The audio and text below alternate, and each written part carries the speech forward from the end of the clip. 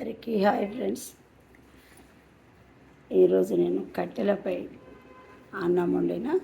ఈ రైస్ కంటే కట్టెలపై మీద వండింది ఎంత స్మూత్గా అంటే ఎంత మంచిగా అయిందంటే అంత బాగా అయింది.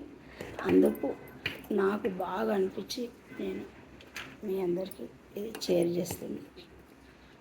ఎంత ఇంత ఇంత సూపర్ అయిందన్న. మరి ఈ కట్టెలపై మీద ఏది చేసినా కూడా చాలా హెల్దీ. మరి గ్యాస్ మీద కరెక్ట్ అసలే కాదు. మనకు కట్టెలు అంటే అది కష్టమే, కట్టెలపై మీద వంట అంటే. కానీ ఎంత కష్టమైనా మనకు ఆరోగ్యం మేలు కాబట్టి మనకు ఆరోగ్యంగా ఉండాలి అంటే మనం ప్రతి ఒక్కరం ఎక్కువ శాతం కట్టెల మీదనే వండాలి. ఏదో మనకు టైం తప్పిందని అంటే అది స్టవ్ మీద. కానీ ఇప్పుడు ఎవ్వరు కట్టెల పొయ్యి మీద వంటనే లేదు.